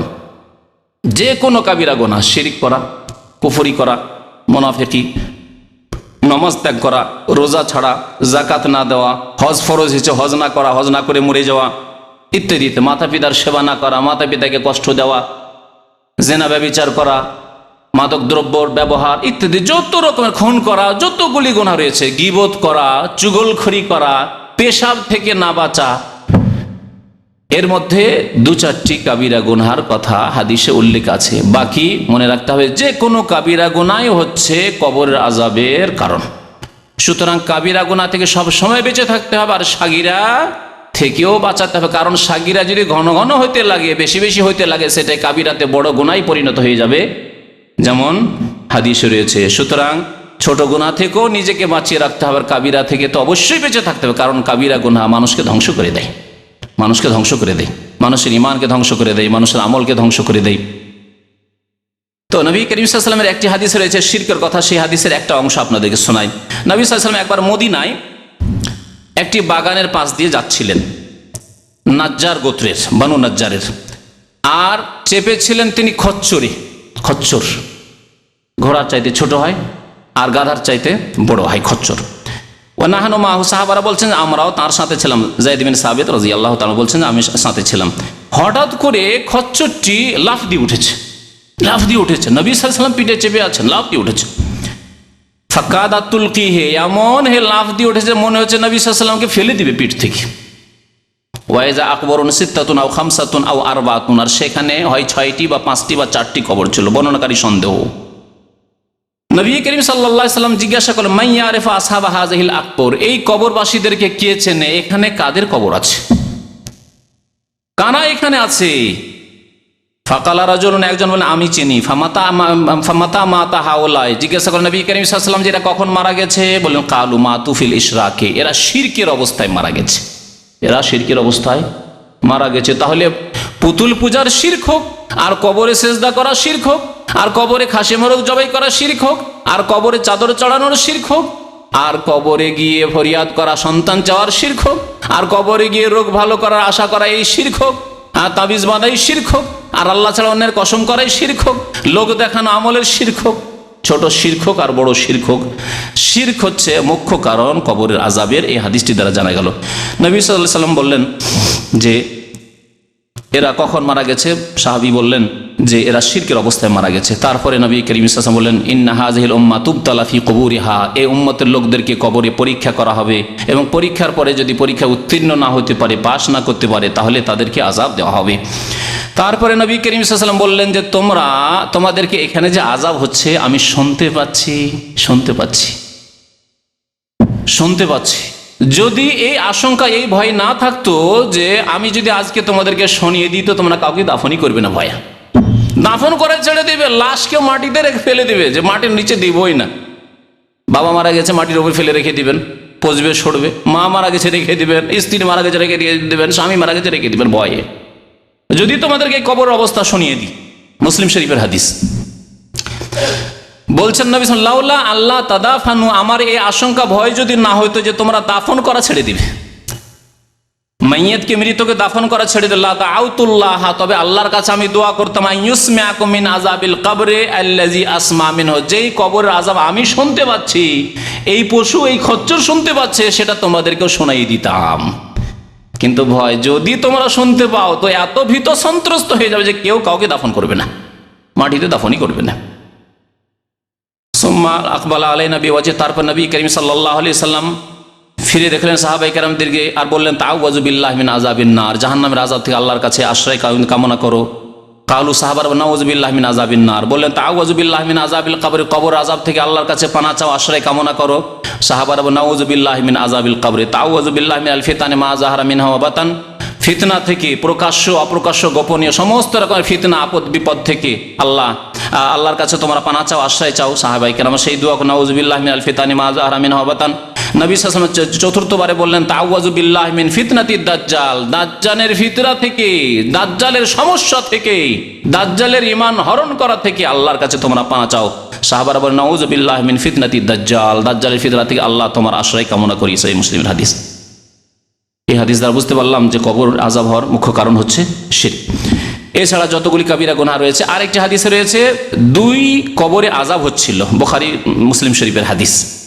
নবী করিম সাল্লাল্লাহু আলাইহি ওয়াসাল্লাম শুনতে পেলেন এখানেও ফাসামিয়া সাওতা ইনসানাইনি ইউআযাবানি ফি কুবুরিহিমা, 2 মানুষের আওয়াজ শুনতে পাচ্ছেন যে কবরে তাদের আওয়াজ হচ্ছে, আযাবের চিৎকার করছে, কবর আযাব হচ্ছে। নবী করিম সাল্লাল্লাহু আলাইহি ওয়াসাল্লাম শুনতে পাচ্ছেন, বলে ইন্নাহুমা লা ইউআযাবানি ওয়া মা ইউআযাবানি ফি কাবীর, এদেরকে আযাব হচ্ছে কিন্তু খুব বড় কাজ নয়, কাবিরা গুনাহ, কিন্তু এমন বড় মুশকিল কাজ ছিল না, ইচ্ছা করলে তারা এই কাবিরা গুনাহ থেকে বাঁচতে পারত, সহজ ব্যাপার ছিল। তারপরে সংক্ষেপে বলছেন নবী করিম সাল্লাল্লাহু আলাইহি ওয়াসাল্লাম বলেন আম্মা আহাদুহুমা ফাকানা ইয়ামশি বিন নামিমা, তাদের একজন চুগলখড়ি করে বেড়াইতো। চুগলখড়ি করা মানে ফিতনার জন্য, লড়াই ঝগড়া বিবাদ লাগিয়ে দেওয়ার জন্য একজনের কথা আরেকজনের কাছে পৌঁছে দেওয়া। কখনো হয়তো আমি বা আপনি কোনো ব্যক্তি কোনো একটি লোকের কোনো দোষ একটা উল্লেখ করলেন, বললেন কিছু, যেটা ও শুনলে হয়তো খারাপ লাগবে, হয়তো কাজ কর্মে কোনো জায়েজও হইতে পারে, না জায়েজও হইতে পারে। অনেক সময় প্রয়োজনে বিবাহ শাদী লাগছে, আর জিজ্ঞাসা করছে ভাই ওই ছেলে বিয়ে করতে চায়, তাকে বিয়ে দেওয়া যাবে? তাহলে আসল কথা বলতে হবে। এই গীবত জায়েজ, এটাকে গীবত সম্পর্কে আলোচনা করেছি। আর আরেকজন লোক এসে শুনছিল এরকম যে ওই যে বিয়ের জন্য যে দেখতে জামাই দেখতে এসছে বা মেয়ে দেখতে এসছে, ওদেরকে বললো যে না মেয়েটি ভালো নয়, ছেলেটি ভালো নেই।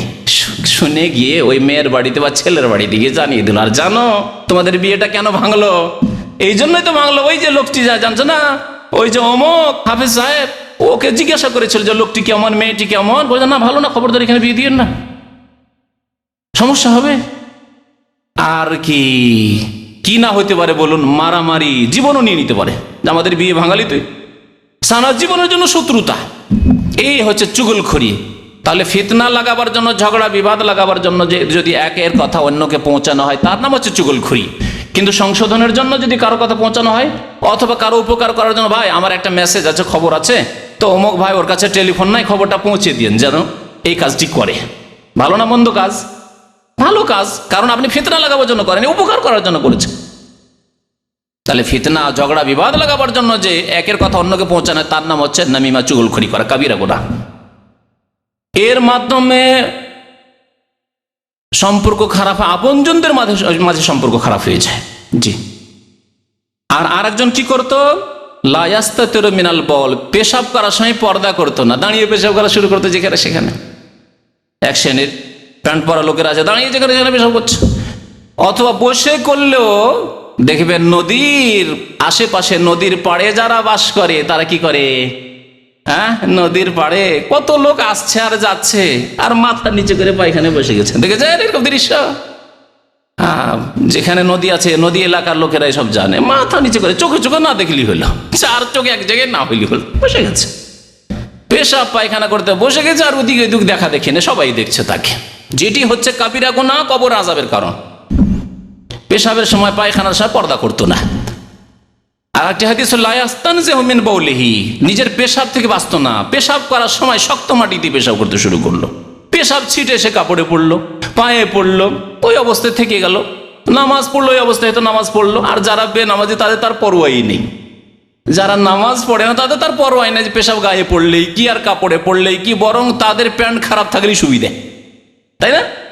তাদের কাপড় খারাপ থাকলেই সুবিধা। কারণ আমাদের দেশের বেনামাজিরা কুটুম বাড়ি গেলে, আত্মীয় স্বজনের বাড়ি গেলে, যদি নামাজি বাড়িতে যায়, দিনদার বাড়িতে, আমি দেখেছি আমার এক চাচাতো মামা, দূরের মামা, কোনো কাজে এসছে, আর আমার আব্বা খুব শক্ত মানুষ ছিল, ও পানি দিবেই দিবে, যতই বেনামাজি হোক পানি দিতে হবে। আমাদেরকে হুকুম করতে পানি দিয়ে আসো, পানি দিতে মামা নামাজ পড়বো না, তা আমাকে তো বলেই দিল আমি নামাজ পড়বো না। আমার আব্বা বলছে নামাজ পড়েন, বলছে কাপড় খারাপ। তো বেনামাজিদের আমাদের দেশে কাপড়ই খারাপ থাকে সব সময়। মহিলাদের তো মাসে 5 দিন খারাপ থাকে, আর বেনামাজিদের সারা মাস সারা জীবন খারাপ থাকে, সারা জীবন খারাপ থাকে এদের, ঠিক না? সব সময় বলবে যেখানে যাক না নামাজ পড়ো, বলছে কাপড় খারাপ। এদের কাপড় সবসময় খারাপ থাকে, কি বইতে থাকে আল্লাহ জানে।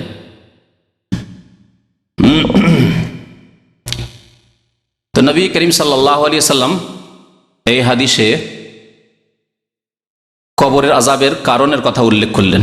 এছাড়া আর একটি বিষয় আছে, কিন্তু 10টা বেজে গেছে, গুরুত্বপূর্ণ বিষয়, খুব সংক্ষেপে আমি বলে দিচ্ছি বিষয়টি।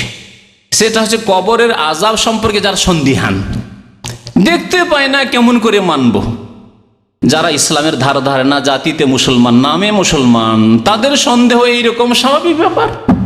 দেখতে পাই না কেমন করে বিশ্বাস করবো কবরের আযাব হচ্ছে না হচ্ছে না? এগুলো হুজুরদের কথা। আরে হুজুরদের কথা না, হুজুরদের হুজুর, আপনাদের হুজুর মুহাম্মদ রাসূলুল্লাহ সাল্লাল্লাহু আলাইহি সাল্লামের কথা। যাকে কাফের আবু জাহাল, আবু লাহাব, যারা ঈমান নিয়ে আসেনি, তারাও বলেছিল আস-সাদিক আল আমিন, চিরসত্য এবং বিশ্বস্ত, তারা এই উপাধি দিয়েছিল মক্কার কাফেররা। যদি কালেমা লা ইলাহা ইল্লাল্লাহ তিনি না নিয়ে আসতেন তাদের কাছে, তাহলে তারা তাকে সাদেক আমিন এই উপাধি দিয়েছিল, এবং টাকা পয়সা আমানত সব জমা রাখতো নবী করিম সাল্লাল্লাহু আলাইহি ওয়াসাল্লামের বাড়িতে। তিনি বলেছেন। তো এই বিষয়টি খুব সংক্ষেপে বলে দিচ্ছি, এই সন্দেহ কেমন করে দূর করে। প্রথম কথা এই সংবাদ দিয়েছেন চিরসত্যবাদী যিনি মুহাম্মদুর রাসূলুল্লাহ সাল্লাল্লাহু আলাইহি ওয়াসাল্লাম। কোরআনে ইঙ্গিত রয়েছে, যেমন আয়াতগুলি বলেছি আর ফিরাচ্ছি না, আর হাদিসে স্পষ্ট রয়েছে যে কবরে আযাব হয়, কবরে নিয়ামত হয়। সৎ লোকদের জন্য আল্লাহর নিয়ামত রয়েছে, অসৎ লোকদের জন্য আযাব রয়েছে। দ্বিতীয় বিষয় হচ্ছে যে ঈমানের একটি মৌলিক শর্ত হচ্ছে না দেখে বিশ্বাস করা। আল্লাযীনা ইউমিনুনা বিল গায়ব, আল্লাহ সূরা বাকারা প্রথম দিকে বলেছেন না দেখে ঈমান নিয়ে আসে। দেখিয়ে দিলে পরীক্ষাই থাকতো না। আল্লাহ যদি শুনিয়ে দিতেন কবরের আযাব, যদি দেখিয়ে দিতেন, একবার জীবনে দেখিয়ে দিলে, তাহলে বেনামাজি থাকতো না, দেশে থাকতো না। যে একবার শুনে নেবে, একবার দেখে নেবে, জীবনে বেনামাজি হইতে পারে না, বরং রাত্রে গিয়ে ঘুম আসবে না, তার সারা রাত, সারা জীবন ঘুম আসবে না। হাই কি হবে? আল্লাহ দেখিয়ে দিয়ে পাশ করাবেন না, শুনিয়ে দেওয়া হয়েছে, প্রস্তুতি নয়। প্রশ্নগুলি যদি ইউনিভার্সিটির প্রশ্নগুলি যদি দেখিয়ে দেওয়া হয় যে এগুলি তোমাদের পরীক্ষায় আসবে, তারপরে যদি পরীক্ষা না হয় তো কোনো লাভ আছে? দেখিয়ে দেওয়া হয়েছে প্রশ্ন, আউট করে দেওয়া হয়েছে প্রশ্ন, তাহলে প্রশ্ন আউট করলে তো লাভ নেই। আল্লাহ পাক না দেখে ঈমানের শর্ত লাগিয়েছেন, আল্লাহকে দেখেননি। তারপরে শুধু কবর আযাব সম্পর্কে কেন? যে ব্যক্তি কবর আযাবকে না দেখি না, সেই জন্য অস্বীকার। আল্লাহকে দেখেছে নাকি? আল্লাহকে দেখেনি। ওহী দেখেছে যে কোরআন নাযিল হয়েছে আল্লাহর পক্ষ থেকে, লৌহে মাহফুজ থেকে, দেখেনি, তাহলে কেমন করে বিশ্বাস করছেন? নবী বলছেন আমার কাছে ওহী হচ্ছে, কেমন করে বিশ্বাস করলেন? 5 ওয়াক্ত নামাজ মেরাজ থেকে নিয়ে আসেন, আপনি দেখেছেন না? কেউ দেখেছে? কোনো সাহাবী দেখেছেন যে 5 ওয়াক্ত নামাজ মেরাজ থেকে নবী সাল্লাল্লাহু আলাইহি ওয়াসাল্লাম নিয়ে আসেন? কেমন করে মানলেন আপনি? জান্নাত দেখেছেন? জাহান্নাম দেখেছেন? কিছুই দেখেননি। তাহলে না দেখে ঈমান নিয়ে আসা ছাড়া কোনো উপায় নেই, আর মুমিন মুসলিম হতে পারবেন না। দুটি বিষয় বললাম। তৃতীয় বিষয় শুনেন, শাহ ওলিউল্লাহ মুহাদ্দিস দেহলভী রহমতুল্লাহ আলাইহি বলেছেন যে কবরের আযাবটি ঠিক স্বপ্নের মতো। যেমন স্বপ্নে একজন লোক শুয়ে আছে, এখানে ঘুম চলে এসছে, অনেক সময় বসে বসে স্বপ্ন দেখে, দেখে না? বসে বসে যদি ঘুম চলে আসে, অতি স্বপ্ন দেখছে। একজন লোক এখানে শুয়ে আছে, আর সে বিভিন্ন দৃশ্য স্বপ্নে দেখছে, আর পাশে লোকেরা বসে আছে, কিছুই বুঝতে পারছে না। হয়তো ভালো দেখছে, মায়ের সাথে দেখা হয়ে গেল, বাবার সাথে দেখা হয়ে গেল, স্ত্রীর সাথে দেখা সাক্ষাৎ হয়ে গেল, ছেলে মেয়েদের সাথে আদর সবকিছু হয়ে গেল। এটা হইতে পারে, ভালো হইতে পারে, আবার মন্দ হইতে পারে। ঢাকা এয়ারপোর্ট থেকে নেমে যাচ্ছিল, আর ছিনতাইকারীরা ধরলো আর দিয়ে পেটে চাকু ঢুকিয়ে দিল, আর চিল্লাচ্ছে মাগো মাগো বাঁচাও বাঁচাও বাঁচাও করে চিল্লাচ্ছে। এরকম হয় না অনেক সময়? বাঁচাও বাঁচাও, বা চোরে তাড়ছে ডাকাতে তাড়ছে, এগুলো তো আমরা দেখি, যখন তখন দেখি এরকম স্বপ্ন। চোর ডাকাতে শত্রুতে তাড়ছে আর পালিয়ে চলে যাচ্ছি, পালাচ্ছি, বাঁচাও বাঁচাও, পালাইতেও পারছি না, চিৎকার করছি, কেউ শুনছে কি শুনছে না কিছু বুঝতে পারছি না। পাশে লোক বসে আছে, এতগুলো লোক কেউ শুনতে পান? যেই লোক স্বপ্ন দেখছে আর তাকে চোর ডাকাতে মারধর করছে, টাকা পয়সা ছিনতাই করছে, জীবন নিয়ে নিচ্ছে, খুন করছে, কিছু বুঝতে পারেন আপনারা? পাশে বসে কিছুই বুঝতে পারে না কি হচ্ছে না হচ্ছে। তাহলে দুনিয়াতে স্বপ্নের অবস্থায় যখন আপনি বুঝতে পারছেন না যে কেমন করে এটা হচ্ছে, তাহলে কবর আযাবের কথা কি বুঝবেন আপনি, যেটা পরলৌকিক বিষয়, আখিরাতের বিষয়। 4 নম্বরে একটি কথা বলে শেষ করে দেবো, সেটা হচ্ছে দুনিয়ায় বহু জিনিস রয়েছে, অনেক বিষয় রয়েছে বা অনেক বস্তু রয়েছে যে সম্পর্কে আমরা না দেখে বিশ্বাস করি, না দেখে বিশ্বাস করি। বিদ্যুৎ দিয়ে শুরু করি। বিদ্যুৎ, এই যে তারের মধ্যে কি আছে? কারেন্ট আছে, দেখতে পাচ্ছেন কারেন্ট? আচ্ছা, এখন না হয় লাইট জ্বলছে, লাইট যদি না জ্বলে, এমনি কারেন্টের তার, বিশ্বাস করছেন না করছেন না যে এতে কি আছে? কারেন্ট আছে, বিশ্বাস করছে, যেখানে কারেন্ট সাথে জড়ানো আছে তার, বিশ্বাস করছেন আপনারা একবারে 100% বিশ্বাস এর মধ্যে কারেন্ট আছে। তারপরে আবার 110 220 কোনো একটা আছে, হয় 110 আছে না হয় 220, তাও বিশ্বাস করছেন। আপনি কোনোদিন দেখতে পাচ্ছেন তারের মধ্যে যে 110 লেখা আসছে আর 220 লেখা আসছে, বিশ্বাস করছেন আপনি। তারপরে এটাও বিশ্বাস করছেন যে এতে যদি হাত দিই তাহলে আমাকে ধরে নেবে, মেরে দিবে, জীবন চলে যাবে, বিশ্বাস করছেন আপনি। এটাও বিশ্বাস করছেন যদি আমি বিশেষ অবস্থায়, যারা ইলেকট্রিশিয়ান তারা বেশি বুঝে, বিশেষ অবস্থায় থাকি, কিসের? শুকনো কাঠের ওপর পা দিয়ে, শুকা কাঠের ওপর পা দিয়ে যদি থাকি আর যদি কারেন্টে হাত দেয় তো ধরবে? হ্যাঁ, ইঞ্জিনিয়ার সাহেব ধরবে কি? ধরবে না। এটাও বুঝছেন যে শুকনো কাঠের ওপর পা দিয়ে আছি, সেই জন্য কারেন্ট, ওই তারে হাত দিয়েছেন, ধরবে না আপনাকে, বিশ্বাস করছেন। এটা বিশ্বাস করেন না? বিশ্বাস করছেন। আর যদি ভিজা থাকে, কাঠটা ভিজা আছে, মাটির কোন রকমের আর্থ পাচ্ছে, রস পাচ্ছে, তাহলে ধরবে না? ধরবে না? ধরবে। এগুলো সব কথা বিশ্বাস করছেন মানুষের তৈরি করা বিদ্যুৎ সম্পর্কে। আর আল্লাহ পাকের তৈরি করা কারখানা, কবরের দৃশ্য আর আখিরাতের দৃশ্য, সে সম্পর্কে আপনি ঈমান নিয়ে আসবেন না, আর এমনিতেই মুসলমান হয়ে যাবেন আপনি। তাহলে দুনিয়ার বহু ক্ষেত্রে আমরা বিশ্বাস করি। আজকে না কালকে কি আমাদের এক ভাই বলছিল যে বঙ্গোপসাগরে তুফান আসছে, তুফান এসেছে, হয়তো অনেকের কাছে খবর আছে, তুফান আসছে আর কাছাকাছি চলে এসেছে, আর বাংলাদেশের উপরে আক্রমণ হতে পারে, হ্যাঁ, এর প্রভাব পড়তে পারে, ঠিক না? শুনেছেন না? কি করে বিশ্বাস করে নিচ্ছেন আপনি? মানুষে বললো একজন, আমি একজনের কাছে শুনেছি, তার কথা বিশ্বাস করেছি, 10 জনও বললো তার কথা বিশ্বাস করলেন। আর মুহাম্মদুর রাসূলুল্লাহ সাল্লাল্লাহু আলাইহি ওয়াসাল্লাম কবরের আযাবের কথা বলছেন, তার কথা বিশ্বাস করবেন না আপনি? আল্লাহ পাক বলছেন, তার কথা বিশ্বাস করবেন না আপনি? আম্বিয়া কেরাম সবাই বলেছেন, তাদের কথা বিশ্বাস করবেন না আপনি? কার কথা বিশ্বাস করবেন আপনি?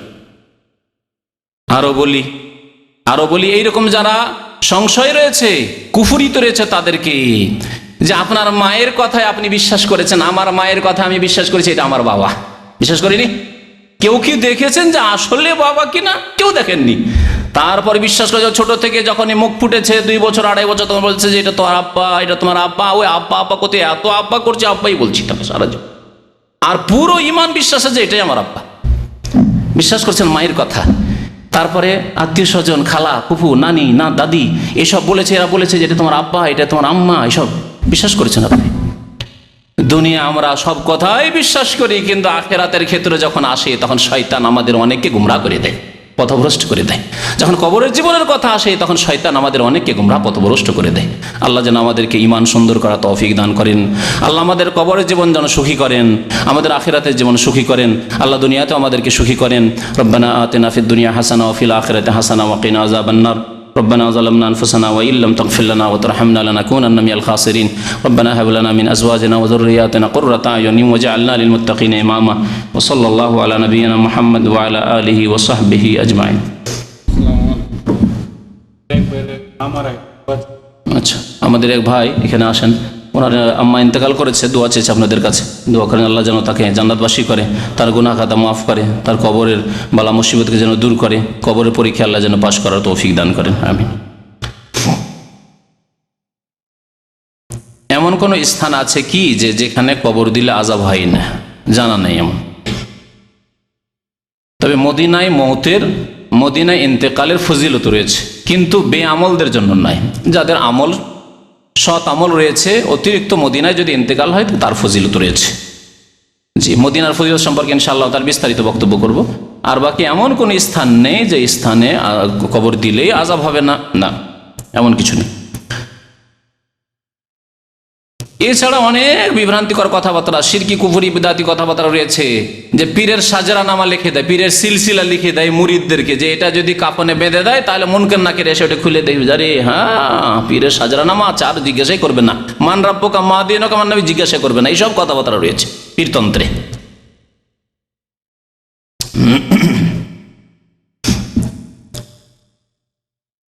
বিশেষ কোনো ব্যক্তির কবরকে কি কবর বলবো না?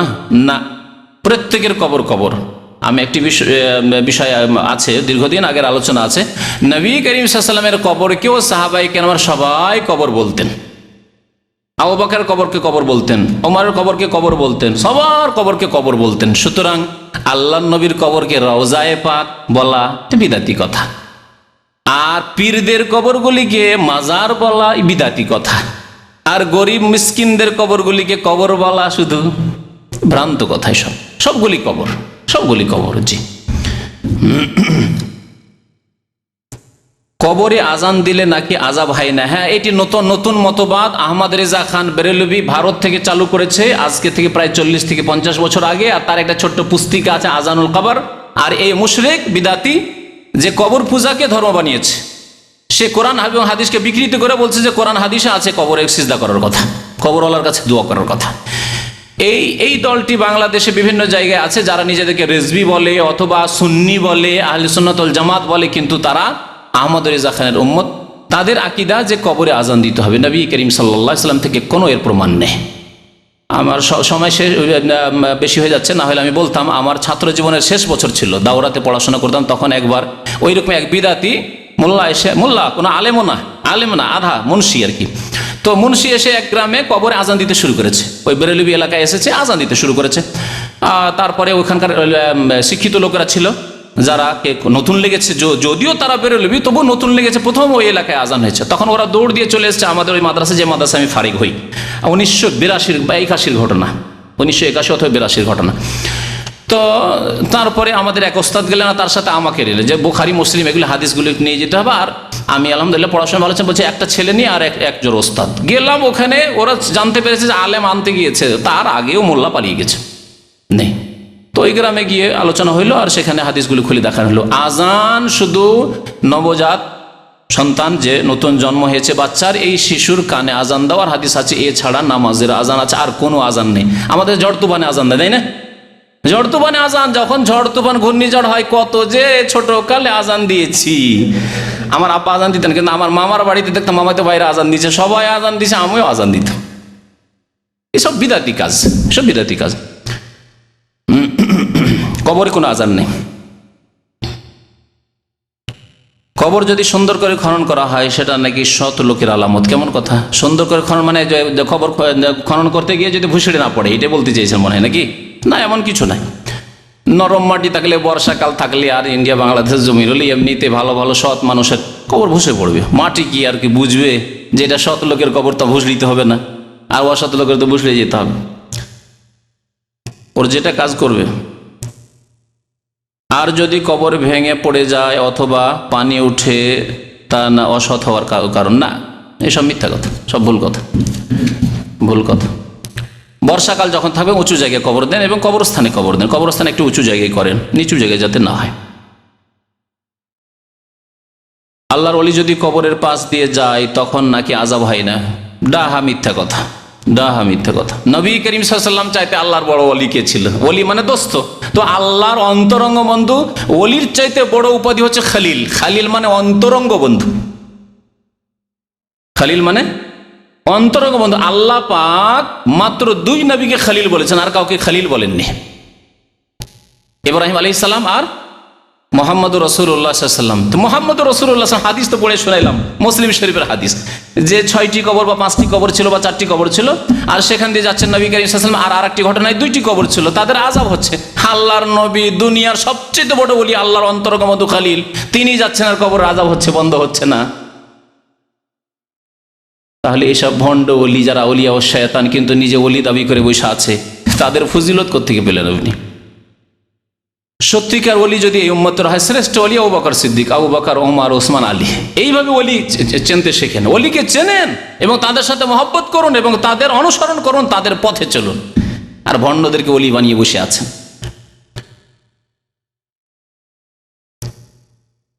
যারা কবর খনন করবে তাদের কি গোসল করতে হবে?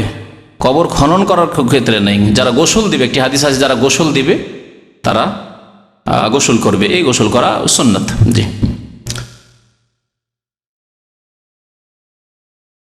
যদি কেউ কবরের পাশে কাঁচা ডাল বা গাছ লাগিয়ে দেয় তাহলে কি আযাব কম হবে? না। তবে নবী করিম সাল্লাল্লাহু আলাইহি সাল্লাম গাছ লাগাননি, ডাল পুঁতেছিলেন দুটো। যখন ওই 2টি কবরে, সময়ের স্বল্পতার জন্য ওই হাদিসটাকে সংক্ষেপ করে দিচ্ছি, তাদের 2টো খেজুরের ডাল কেটে পুঁতে দিয়েছিলেন আর বলেছিলেন যে লাআল্লাহু আন ইউখাফফাফা আনহুমা মা লাম ইয়াইবিসা, আমি আল্লাহর কাছে আশা করি যে যতক্ষণ এইগুলি শুকায়নি, যতদিন শুকায়নি এই ডালগুলি, ততদিন কবরের আযাব কি হবে? শেষ হয়ে যাবে না, ইউখাফফিফ, হালকা হবে বলেছিলেন। তারপরে যতদিন শুকায়নি বলা হচ্ছে, কেন? কে বলছে যে তসবিহ তাহলিল করতে আছে সেজন্য? এটা নিজের আবিষ্কার, নবী সাল্লাল্লাহু আলাইহি ওয়াসাল্লাম কথা বলেননি, কিন্তু এটা নিজের আবিষ্কার। অনেকে এই ব্যাখ্যা করতে চেষ্টা করেছে যে যেহেতু ডাল তসবিহ করছে সেজন্য যতক্ষণ তসবিহ হইতে থাকবে ততক্ষণ কি হবে? আযাব হালকা হবে। আপনাদেরকে একটা জিজ্ঞাসা করি এর খণ্ডন করার জন্য, শুধু কাঁচা জিনিসই তসবিহ করে, শুকা জিনিস তসবিহ করে না? বলুন। আল্লাহ কোরআনে কি বলেছেন? ওয়াইন মিন শাইইন ইল্লা ইউসাব্বিহু বিহামদি। পৃথিবীতে যে কোনো বস্তু, তো বস্তু শুকাও হয়, কাঁচাও হয়। তাহলে এই পিলারও তসবিহ করছে, মাইকও তসবিহ করছে, স্ট্যান্ডও তসবিহ করছে, লাইটও তসবিহ করছে, মানুষও তসবিহ করছে, জিনও তসবিহ করছে, ঘড়িও তসবিহ করছে, চন্দ্র সূর্যও তসবিহ করছে, পাহাড় পর্বত, শুকনো পাথর তাও তসবিহ করছে। ওয়াইন মিন শাইইন ইল্লা ইউসাব্বিহু বিহামদি। শুকা ডালও তসবিহ করছে, কাঁচা ডালও তসবিহ করছে, পাতাও তসবিহ করছে, শুকা পাতাও তসবিহ, সব তসবিহ করছে, কাপড়ও তসবিহ করছে। আল্লাহর কথা এটি সত্য। ওয়াইন মিন শাইইন ইল্লা, আর সত্য কেন? নবী করিম সাল্লাল্লাহু আলাইহি ওয়াসাল্লামের হাতে মুঠে, এটি একটি মুজিজা, নবী সাল্লাল্লাহু আলাইহি ওয়াসাল্লামের হাতে মুঠে নিতেন নবী সাল্লাল্লাহু আলাইহি ওয়াসাল্লাম এই পাথরগুলি, পাথর হাতে নিতেন আর তসবিহ শুনতে পেতেন নবী সাল্লাল্লাহু আলাইহি ওয়াসাল্লাম। সুবহানাল্লাহ, সুবহানাল্লাহ, সুবহানাল্লাহ, আল্লাহু আকবার। এই হচ্ছে নবী সাল্লাল্লাহু আলাইহি ওয়াসাল্লামের মুজিজা। তাহলে পাথরে কি রস আছে নাকি? পাথরে তসবিহ নবী সাল্লাল্লাহু আলাইহি ওয়াসাল্লাম শুনতে পেতেন। ওয়াইন মিন শাইইন ইল্লা ইউসাব্বিহু বিহামদি, এমন কিছু নেই পৃথিবীতে যে তসবিহ করে না। ওয়ালাকিন লা তাফকাহুনা তাসবিহাম, কিন্তু তোমরা তাদের তসবিহ বুঝো না। কেমন করে? মাইক কেমন করে তসবিহ করছে, কাপড়ে কেমন করে তসবিহ করছে, লোহাতে কেমন করে তসবিহ করছে, বুঝেন না আপনি, আল্লাহ জানেন। তাহলে বোঝা গেল যে এই তসবির কারণে কবর আযাব হালকা হয়েছে, এই ব্যাখ্যা ভুল ব্যাখ্যা। বোঝা গেল না? তাহলে কি সহি ব্যাখ্যা কি? তাহলে সেটা শুনেন। সহি ব্যাখ্যা হচ্ছে যে যেহেতু এরা গুনাহগার, সেজন্য চিরকাল কবর আযাব হালকা হবে না। তো নবী করিম সাল্লাল্লাহু আলাইহি ওয়াসাল্লাম দোয়া করলেন এবং যে ডাল গেড়ে দিলেন, এই যে কদিন ডালটা শুকা থাকবে সে কদিন হালকা থাকবে, তারপরে কবর আযাব তাদের যেহেতু কাফফারা হইতে হবে, পাপ করেছে, পাপের শাস্তি পেতে হবে না, যে পাপের শাস্তি আবার চলতে থাকবে, চলতে থাকবে, তারপরে পাপ শেষ হয়ে গেলে তখন মাফ হয়ে যাবে। পাপের শাস্তি যখন শেষ হয়ে যাবে তখন মাফ হয়ে যাবে, হালকা হয়ে যাবে। এই জন্য একটি কথা বলতে গিয়ে ছুটে গেছে, সেটা আবার বলে দিচ্ছি যে কবর আযাব, শুরুতে বলেছিলাম কবর আযাব 2 প্রকার, এক হচ্ছে স্থায়ী আযাব আর একটা হচ্ছে অস্থায়ী আযাব। স্থায়ী আযাব কাফের, মুশরিক, মুনাফিকের জন্য। আর যারা ইসলাম বিনষ্টকারী কোনো কাজ, এর আগে 2 সপ্তাহ আগে বক্তব্য করেছি, ইসলাম নষ্ট করে দিল যারা, বেনামাজি, ইসলামের কোনো কিছু অস্বীকার করলো, কবর আযাবকে অস্বীকার করলো, কাফের হয়ে গেল। জি, এইরকম যারা কুফরি কাজ করলো, নামাজ ছেড়ে দিয়ে কুফরি কাজ করলো, তাদের জন্য চিরকাল আযাব হবে। আর বাকি যারা এমনি অন্য গুনাহগার, কাবিরা গুনাহ, তাদের চিরকাল কবর আযাব হবে না, দীর্ঘকাল হবে, কারো এক কাল হবে, কিছু কাল হবে। তারপরে যখন তার গুনহার, তার শাস্তি হয়ে গেছে, তখন তাকে সাধারণ অবস্থায় ফিরিয়ে দেওয়া হবে। মুমিন যেহেতু, তখন আর কবর আযাব হবে না, কবর আযাব বন্ধ হয়ে যাবে। এই হচ্ছে দ্বিতীয় প্রকার কবর আযাব। আল্লাহ যেন আমাদেরকে বোঝার এবং আমল করার তৌফিক দান করেন। আল্লাহ পাক রব্বুল সহি রাস্তায় আমাদেরকে চলার যেন তৌফিক দান করেন। আল্লাহ পাক রব্বুল আলামিন যেন দুনিয়ায় সুখী করেন, আখিরাতে সুখী করেন। সুবহান রাব্বিকা রব্বিল ইজ্জাতি আম্মা ইয়াসিফুন ওয়া সালামুন আলাল মুরসালিন ওয়ালহামদুলিল্লাহি রাব্বিল আলামিন।